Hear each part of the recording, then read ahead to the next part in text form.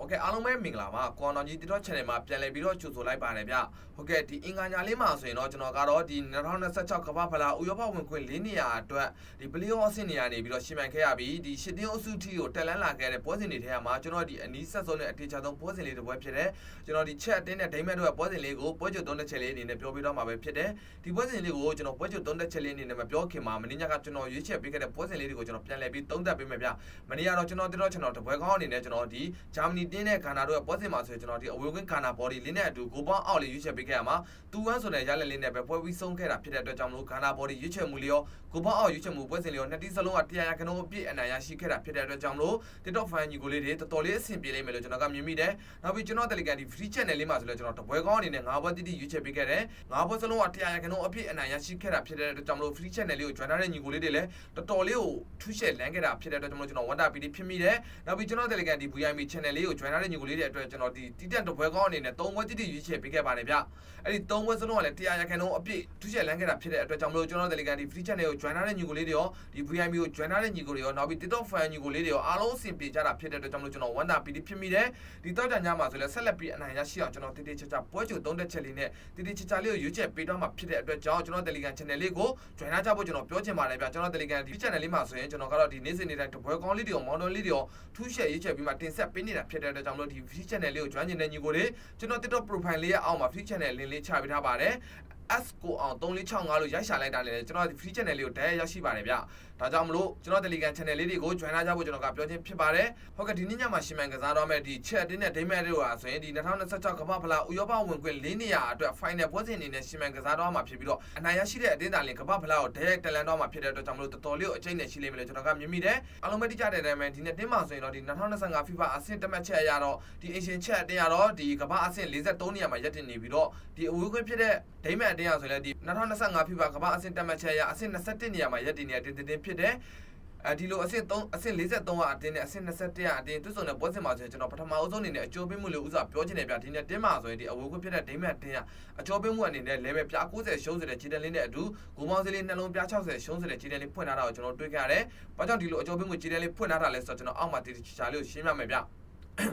ဒီ Asian Chat အတင်းဟာဆိုရင်ဒီ2026ကမ္ဘာဖလားအုပ်စုတွင်ပွဲစဉ်တွေမှာဒီအုပ်စု M မှာကြာရောက်ခဲ့ပြီးတော့အဲ့ဒီအုပ်စု M မှာ9တင်းအုပ်စုပါဝင်နေတယ်အဲ့ဒီ9တင်းမှာဆိုသူက10ပွဲတိတိရှင်းမှန်ခဲ့ရပြီးတော့9ပွဲတိတိအနိုင်ရရှိပြီးတပွဲတရေ2ပွဲရှုံးဆိုတဲ့ရလနဲ့ရမှတ်16မှတ်ရရှိပေးခဲ့ပြီးတော့ဒီအုပ်စုဒုတိယနေနဲ့ပဲဒီ play-off အဆင့်ကိုရှင်းမှန်ခဲ့ရတယ်အဲ့ဒီ play-off ပွဲစဉ်မှာဆိုလဲဒီ play-off 16တင်းအဆင့်ပွဲစဉ်မှာဆိုလဲသူကဒီအိုင်ယာလန်နဲ့တွေ့ဆုံခဲ့ပြီးတူတူဆိုတဲ့ရလက်လေးနဲ့ပဲ penalty အဆုံးဖြတ်တဲ့အနိုင်ရရှိခဲ့ပြီးတော့ဒီရှစ်တင်းအုပ်စုဒီ final ကိုတက်လန်းလာတဲ့တင်းဖြစ်တယ်ဒီအဝေးကပြတဲ့ဒိမတ်အတင်းအားဆိုလဲဒီ2026ကမ္ဘာဖလားအုပ်စုတွင်ပွဲစဉ်တွေမှာသူကအုပ်စုစီမှာကြားရောက်ခဲ့ပြီးတော့လေတင်းအုပ်စုရှင်းမှန်ခဲ့ရတယ်အဲ့ဒီအုပ်စုစီလေတင်းအုပ်စုမှာသူက6ပွဲတိတိရှင်းမှန်ခဲ့ရခဲ့6ပွဲတိတိရှင်းမှန်ခဲ့ရခဲ့ပြီးတော့3ပွဲတိတိအနိုင်ရရှိပြီး2ပွဲတရေ1ပွဲရှုံးဆိုတဲ့ရလက်နဲ့ရမှတ်17မှတ်ရရှိကဒီအုပ်စုဒုတိယနေရာနေပြီးတော့ဒီplay-off အဆင့်ကိုရှင်းမှန်ခဲ့ရတယ်အဲ့ဒီ play-off 16တင်းအုပ်စုမှာဆိုလဲသူကဒီမြောက်မက်ဆီဒိုနီယာကို4-0ဆိုတဲ့ရလက်လေးနဲ့ပဲအိမ်ကွင်းမှာ clean sheet အနေနဲ့အနိုင်ရရှိခဲ့တယ်ဒီ final 7တင်းအုပ်စုကိ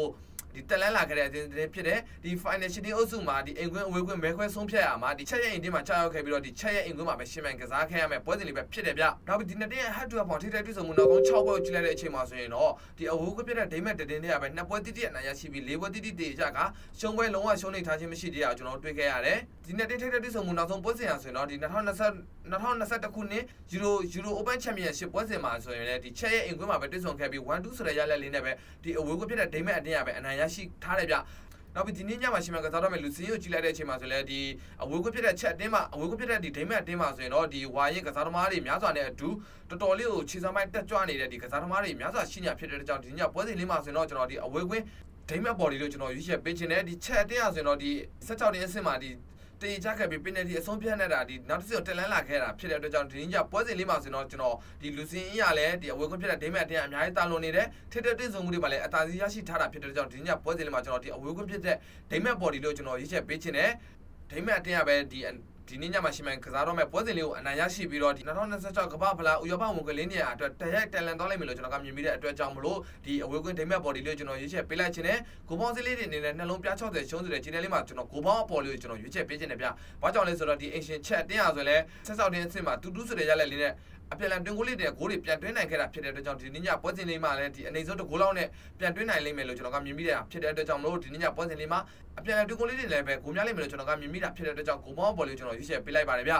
ဟုတ်ကဲ့ဒါကြောင့်မလို့ဒီနေ့ညမှာရှီမန်ကစားတော့မယ်ဒီ2026ကမ္ဘာဖလားဥရောပဝင်ခွင့်၄နေရာအတွက် final ပွဲစဉ်အနေနဲ့ရှီမန်ကစားတော့မယ်ဒီချက်အတင်းနဲ့ဒိမက်တို့ပွဲစဉ်မှာဆိုရင်ကျွန်တော်ဒီအဝေးကွင်းဒိမက် body လေးနဲ့အတူကျွန်တော်ဂိုးပေါင်းအပေါ်လေးကိုကျွန်တော်ရွေးချယ်ပေးလိုက်ပါတယ်ကျွန်တော်ရွေးချယ်မှုပွဲစဉ်တွေကိုချစ်မဲ့ဆိုတော့အသွေးတူတယ်အကြိုက်တူတယ်ဆိုတော့ယူလို့ရပါတယ်အသွေးမတူရင်ဘက်ကန်နိုင်ပါတယ်ရလက်ကောင်းလေးတွေရရှိပါစေလို့ကျွန်တော်စုမုံကောင်းတောင်းပေးလိုက်ပါတယ်ဗျနောက်ဆုံးတစ်ချက်အနေနဲ့ကျွန်တော်ဗီဒီယိုလေးကိုအဆုံးထိကြည့်ရှုပေးကြတဲ့ညီကိုတူတယောက်ချင်းစီတိုင်းကိုကျွန်တော်ကတော့ကျေးဇူးအထူးတင်ရှိပါတယ်ပြောကြရင်းနဲ့ပဲဗီဒီယိုလေးကိုအဆုံးသတ်လိုက်ပါတယ်ဗျ